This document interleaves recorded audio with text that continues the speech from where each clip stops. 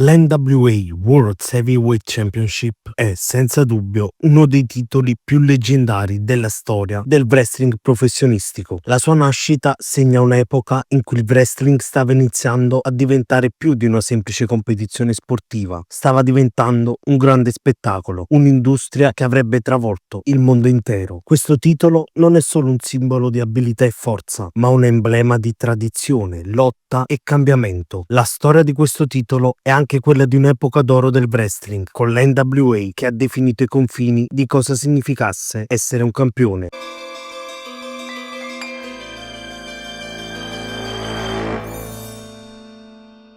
Nel 1948 il wrestling professionistico negli Stati Uniti era un'entità frammentata. Diverse promozioni regionali avevano titoli mondiali e ognuna di esse reclamava di essere la principale. L'arrivo della National Wrestling Alliance rappresenta una risposta a questa frammentazione. Un gruppo di promotori importanti, tra cui Sam Muchnick di St. Louis, Tony Stetcher di Minneapolis e Moy Coyle di Chicago, decise di unirsi per formare una federazione che rappresentasse la legittimità del wrestling mondiale. Con l'NWA l'idea era quella di unificare il titolo mondiale sotto un'unica organizzazione che avrebbe regolato i campionati e distribuito i titoli mondiali tra i suoi affiliati. Il primo campione, Orville Brown, venne incoronato in un torneo a St. Louis il 18 febbraio 1948. Purtroppo il suo regno durò poco, in quanto un grave incidente automobilistico lo costrinse a cedere il titolo. Lou Thesz, già considerato uno dei migliori tecnici di sempre, prese il suo posto, segnando l'inizio di una nuova era per il wrestling mondiale. Il titolo NWA rappresentava una visione. Il campione non era solo il miglior wrestler di una singola federazione, ma colui che avrebbe dovuto viaggiare attraverso i vari territori, affrontare qualsiasi sfida e portare onore al titolo.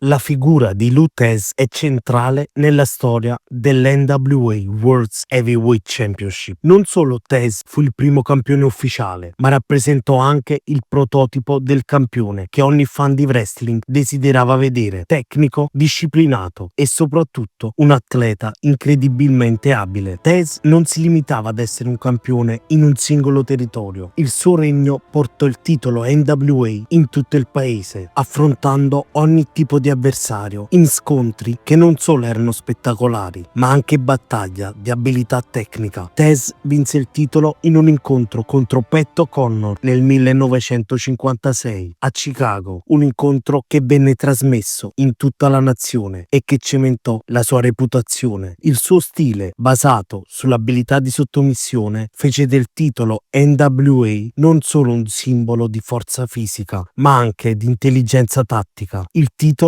era un riconoscimento per il wrestler che non solo poteva lottare, ma che poteva farlo con la classe e l'abilità che solo pochi riuscivano ad esprimere. Durante gli anni 50, Rikidō-san, il padre del wrestling giapponese, e Dick Hutton si alternarono a Thesz, difendendo il titolo in vari territori, contribuendo a consolidare la reputazione della NWA non solo a livello nazionale, ma anche internazionale.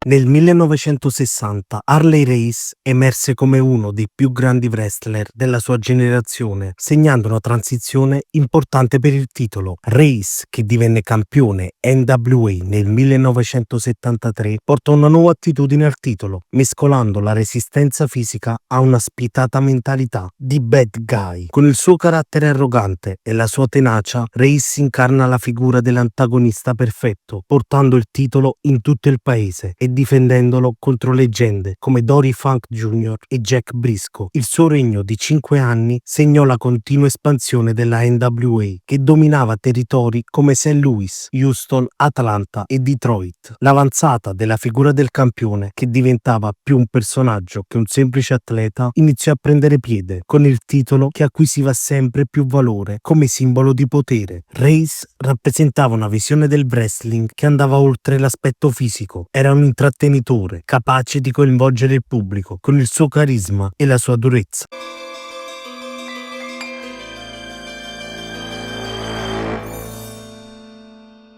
ma la vera trasformazione del titolo NWA avvenne con l'arrivo di Ric Flair, che divenne campione NWA per la prima volta nel 1981 in un incontro storico contro Dusty Rhodes. Flair non era solo un atleta eccezionale, ma un maestro nell'arte del garbo, dentro e fuori dal ring. Il suo carisma, la sua immagine di Nature Boy e il suo modo di interagire con il pubblico divennero tratti distintivi di una nuova era per il wrestling. Flair rappresentava il perfetto campione dell'NWA, una figura che non solo aveva talento, ma che sapeva anche come far parlare di sé, come intrattenere, come essere un leader. Flair non solo dominava il ring con il suo stile di wrestling elegante, ma sapeva anche come costruire il match e la sua rivalità con la sua famosa frase "To be the man, you gotta beat the man". Ric Flair definì un'epoca. Le sue storiche rivalità con Dusty Rhodes, Ricky Steamboat e Tully Blanchard costruirono le basi per uno dei periodi più iconici del wrestling. Durante gli anni '80 la NWA si trovava al culmine del suo potere e Ric Flair diventava il volto di una federazione che iniziava a prendere piede non solo a livello nazionale ma anche a livello internazionale. Il suo regno fu contrassegnato da una serie di difese memorabili che divennero leggende nel mondo del wrestling, ma in ogni battaglia c'era sempre una costante: la difesa del titolo NWA, un titolo che era diventato sinonimo di assoluta eccellenza.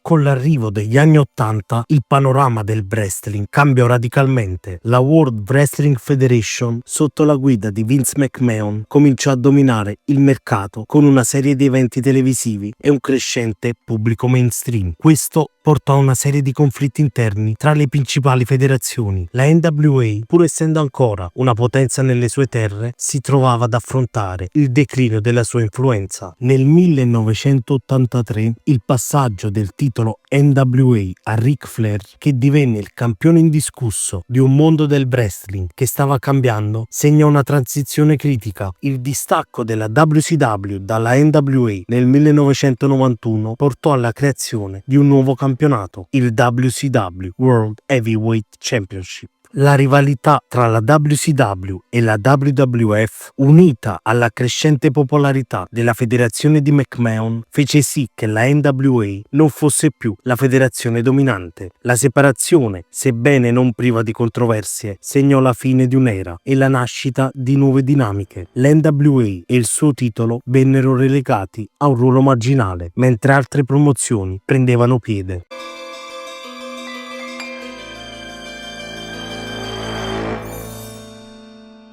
Nel nuovo millennio, l'NWA World Heavyweight Championship trovò una nuova linfa vitale grazie a una partnership strategica con una nuova federazione emergente, la Total Non-Stop Action Wrestling, fondata da Jeff Jarrett nel 2002. La TNA cercava di offrire un'alternativa alla WWE, proponendo un prodotto più incentrato sull'azione nel ring e meno sulla spettacolarizzazione televisiva. Per dare prestigio immediato alla federazione, la TNA ottenne i diritti per utilizzare il titolo mondiale e il titolo di coppia dell'NWA. Jeff Jarrett fu tra i primi a rappresentare il titolo con orgoglio in TNA, con campioni come Ron The Truth Killings, uno dei primi wrestler afroamericani a detenere il titolo NWA, e AJ Styles, giovane prodigio del ring che con le sue vittorie portò il titolo in una nuova era tecnica e spettacolare. Christian Cage, che diede al titolo un'aura da main event con la sua esperienza e il carisma acquisito in WWE. Sting, icona del wrestling che cementò ulteriormente la legittimità del titolo nella nuova era. Tuttavia, nel 2007 la collaborazione tra NWA e TNA giunse al termine. La TNA decise di creare i propri titoli, il TNA World Heavyweight Championship, mentre la NWA riacquisì il controllo dei suoi storici allori.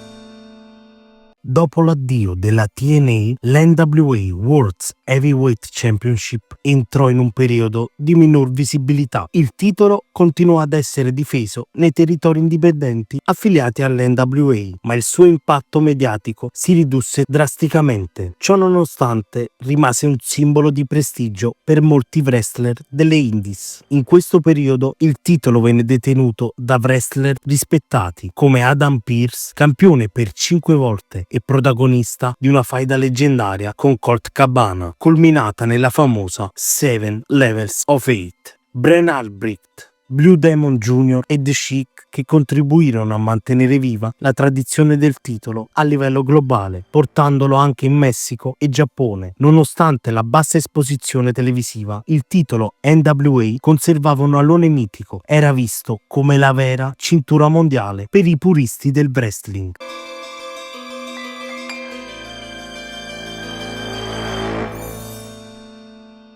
Nel 2017 una svolta epocale. Billy Corgan, frontman degli Smashing Pumpkins e appassionato di wrestling, acquistò i diritti della National Wrestling Alliance. La sua visione fu chiara: restituire prestigio e rilevanza storica all'NWA World's Heavyweight Championship, riportando l'organizzazione alle sue radici narrative e classiche, ma in chiave moderna. Con l'aiuto di Dave Lagana, l'NWA fu rilanciata con un prodotto indipendente fatto di promozione digitale, YouTube e storytelling d'impatto. Il titolo tornò al centro della scena grazie a Tim Storm, il campione uscente al momento dell'acquisizione di Corgan, un simbolo di dedizione e passione. Nick Aldis, wrestler britannico che divenne rapidamente il volto della rinata NWA. Aldis regnò per più di 1000 giorni complessivi, affrontando nomi importanti e difendendo il titolo in diverse federazioni indipendenti. Nel 2018 il titolo raggiunse uno dei momenti più significativi del nuovo corso, All In, lo storico evento indipendente organizzato da Cody Rhodes e gli Young Bucks. Cody sconfisse Nick Aldis davanti a oltre 10.000 fan, diventando campione NWA come suo padre Dusty Rhodes, prima di cedere di nuovo il titolo ad Aldis poche settimane dopo. Questo match riportò l'NWA nel cuore dei fan di wrestling in tutto il mondo.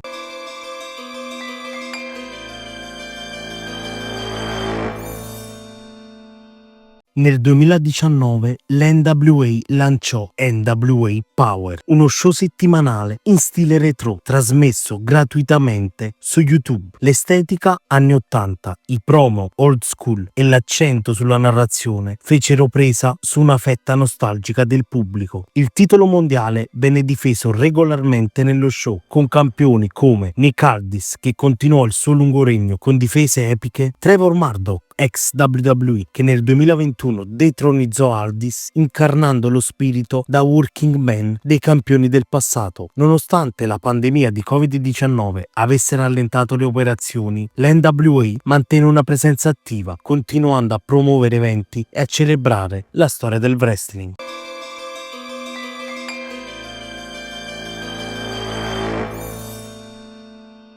Negli ultimi anni l'NWA World's Heavyweight Championship ha attraversato una fase di consolidamento. Billy Corgan ha investito in nuove produzioni, show dal vivo e collaborazioni con altre federazioni indipendenti, cercando di posizionare la NWA come una vera terza via tra la WWE e la AEW. Alcuni sviluppi chiave sono stati Matt Cardona, ex Zack Ryder in WWE, ha vinto il titolo nel 2022, portando nuova visibilità alla cintura grazie al suo lavoro sui social media e l'immagine da champion of the internet. Tyrus, ex Brodus Clay, ha detenuto il titolo per un periodo controverso ma mediaticamente rilevante. Easy Free, Ethan Carter III, noto per la sua filosofia del Control Your Narrative, è diventato il volto del brand nel 2023-2024, riportando una certa aura di serietà e legittimità al titolo. Nel 2025 il titolo è ancora attivo e continua ad essere difeso in eventi targati NWA, in uno spirito di resistenza e rinascita. Pur non avendo la stessa visibilità globale della WWE o della AEW, l'NWA World's Heavyweight Championship è tornato ad essere un premio ambito, un simbolo per chi vuole vuole fare la storia del wrestling, non solo parte di uno spettacolo.